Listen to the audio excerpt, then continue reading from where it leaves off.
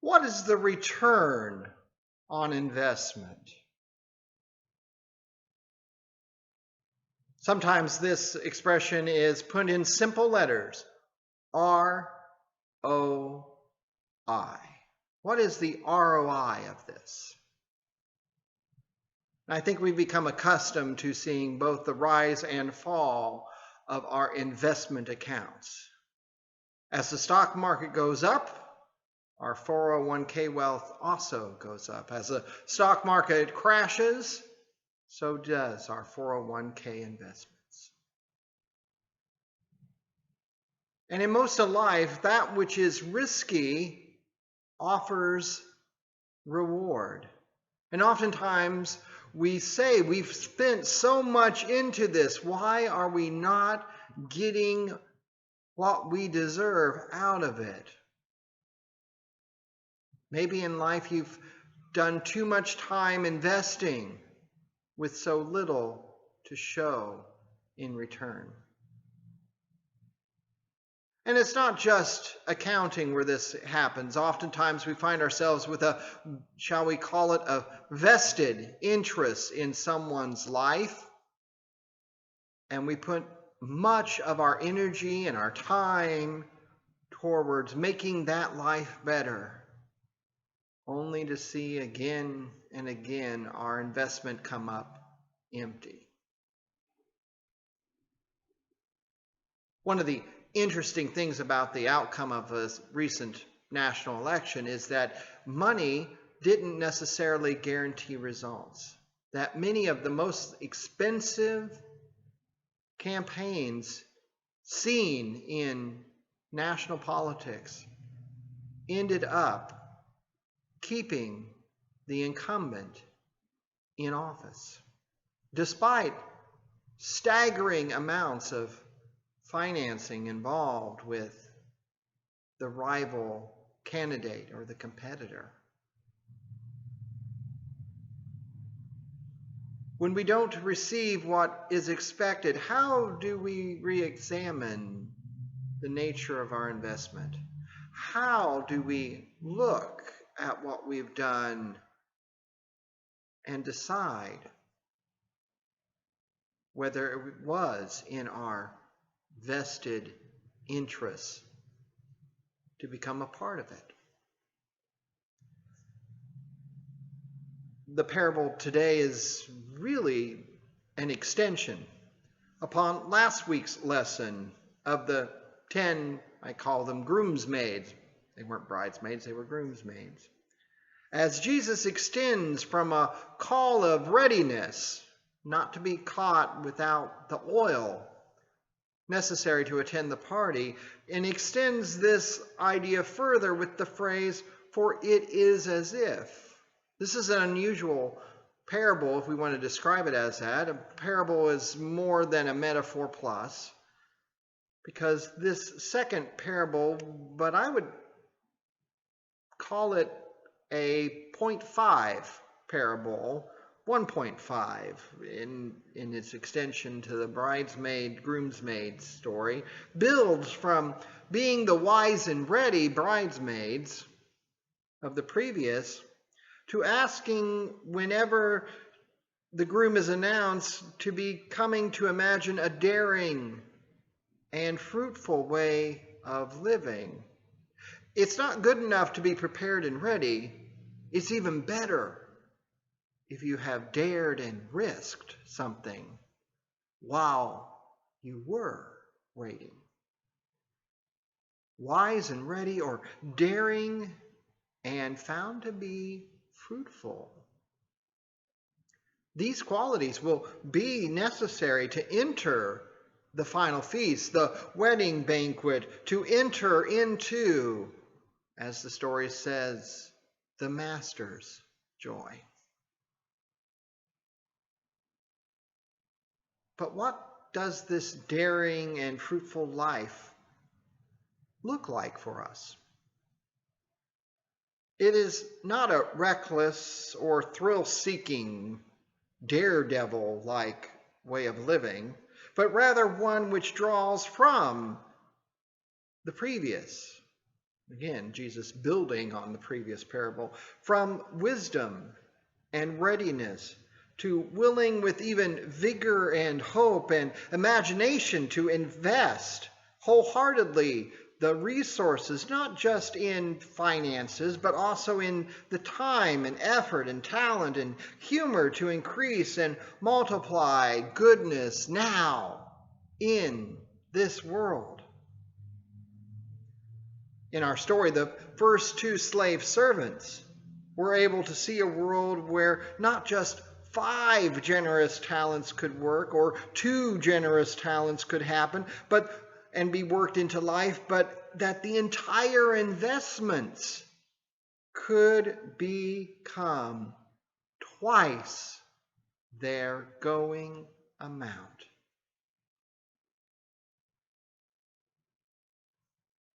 Only fear, which is often disguised as uncertainty or worries about a possibility of loss rather than probable losing, can stand in the way of the daring and fruitful life, telling us that it is best to bury a gift instead of sharing it, with even the safest methods of worldly gain, like a bank,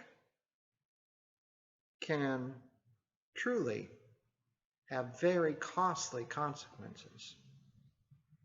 It is for the third slave servant, and it was driven mainly by his perception of the master being cruel that drove him to fear and then to bury the one and very generous talent.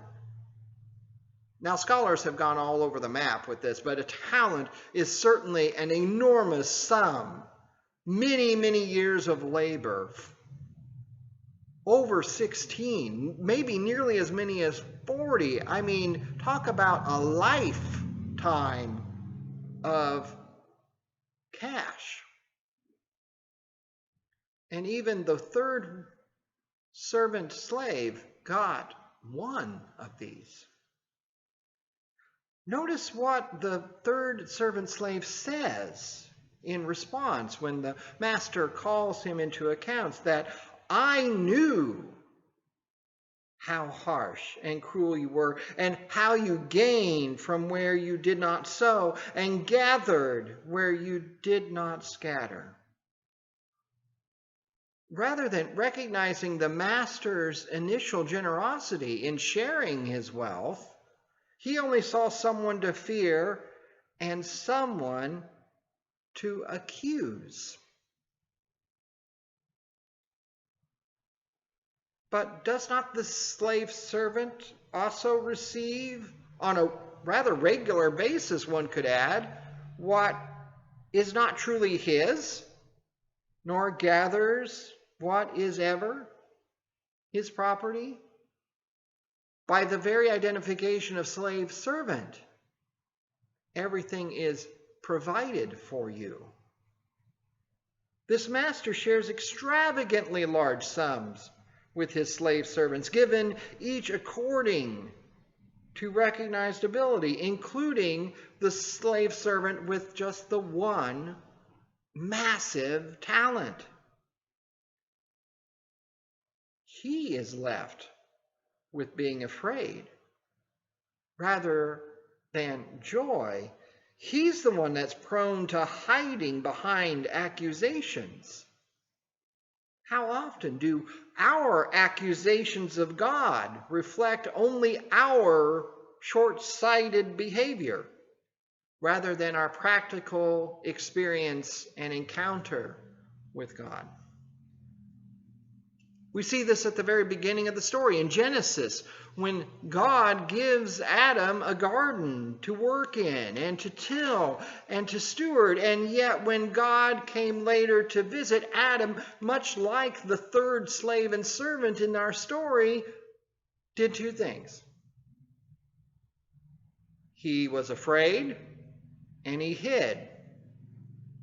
But when Adam was called out, he blamed God for his misfortune.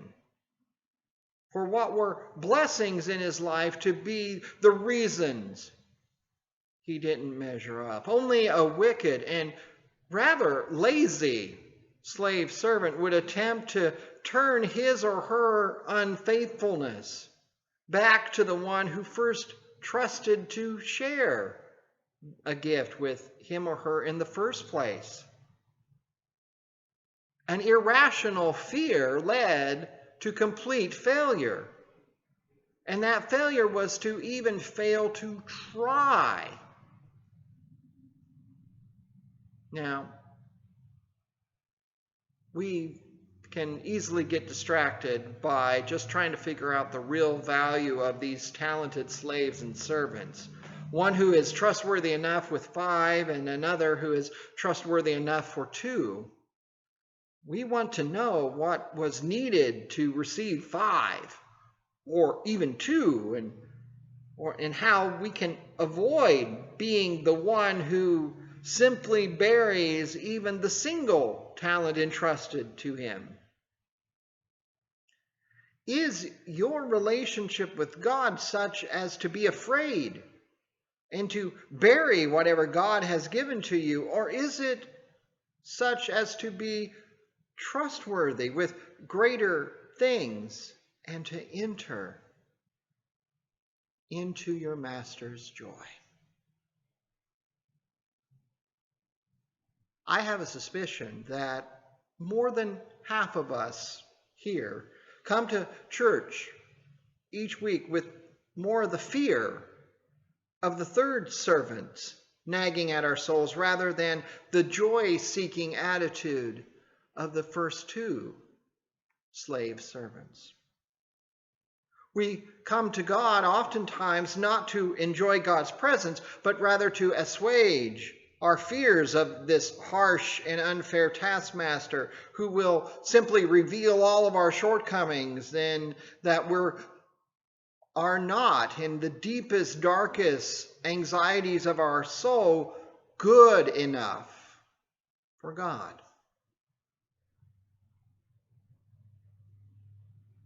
But I think it is so short-sighted to be buried by our shortcomings. You see, God has already spoken in our favor. While we were still sinners, Christ died for us, is what Paul reminds us. Regardless of what we did, what we are doing, and what we will do, we have failed. We will fail. But we are not unredeemable failures. What God will say to us at the final party is not in question here, and is just as certain to not be determined by the final grades entered into our report card of life.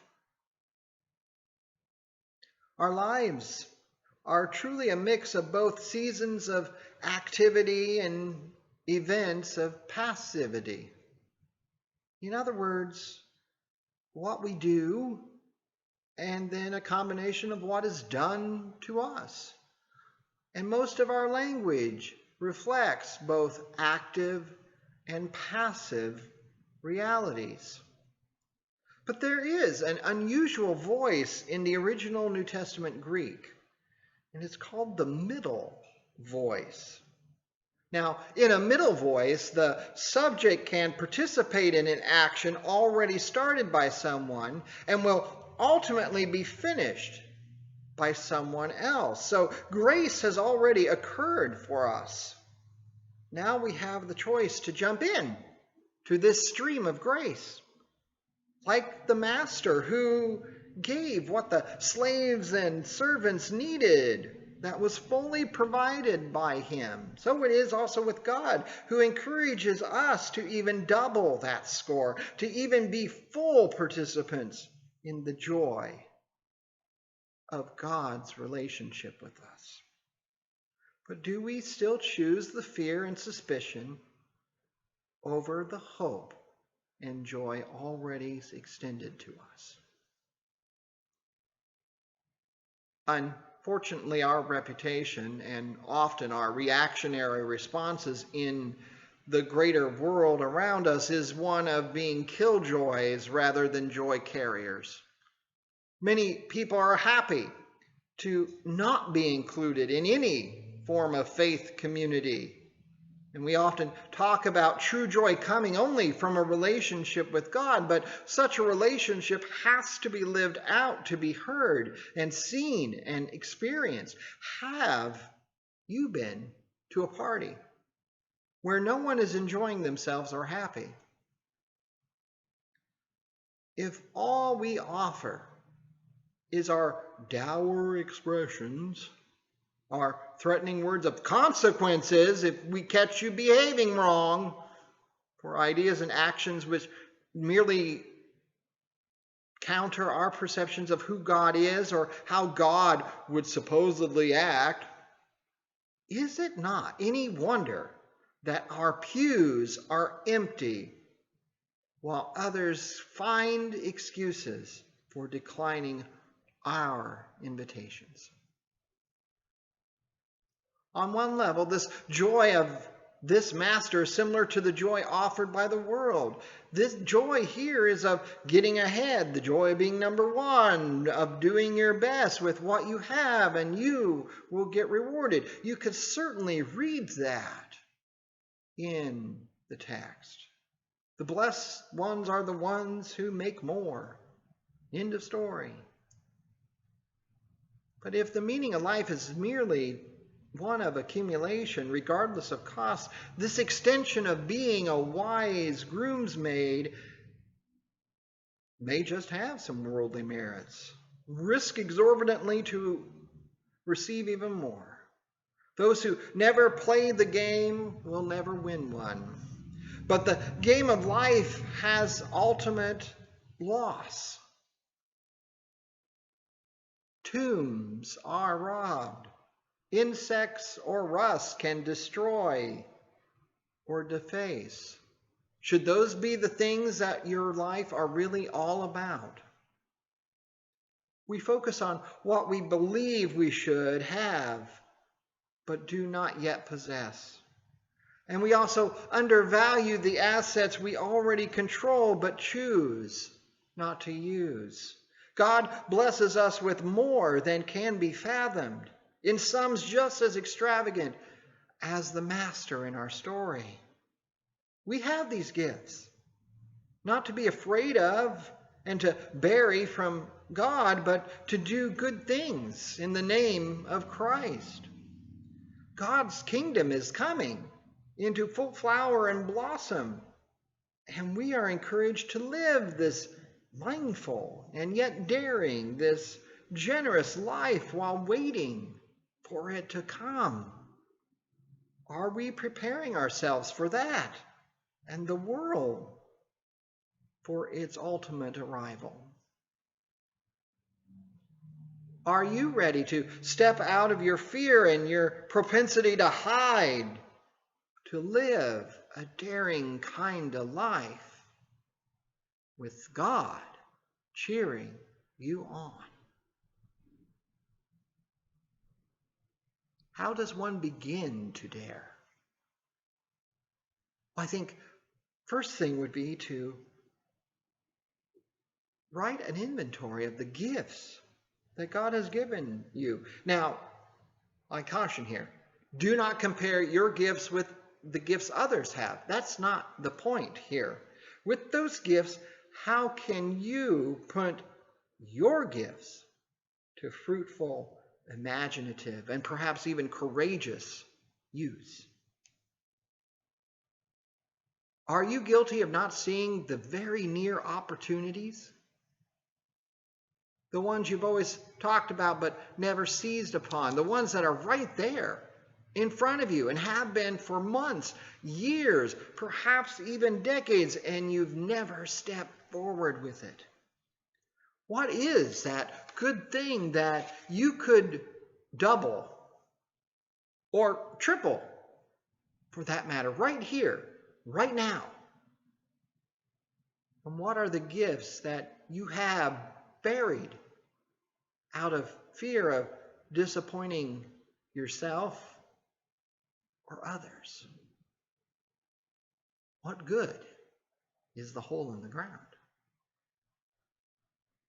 There is a river of joy to jump into that awaits your action to be a part of God's active, joyous, daring work. The transformation of the world awaits your gifts.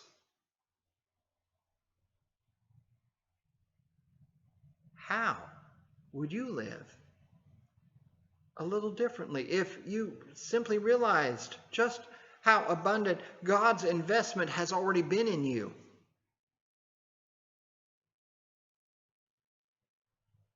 You know, in life we often brag and share and take a little pride in what goodness we have. We show off the new car. We have an open house prior to COVID-19 to show our new place. We show off the newest toy, the newest gadget. Why do we not share our spiritual gift with such joy? With almost near bragging. Will we show off? Or will we find a place to bury it? Far deep, beyond even our souls, for no one to see.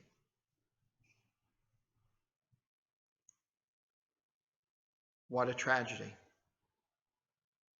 What a complete and total neglect of the gifts given to us by a God who trusts us, who loves us, and who encourages us to be wise, but to dare to share God's dream with everyone we meet. Thanks be to God for his abundant talent. May we be found to be good managers of what has been given to us. Amen.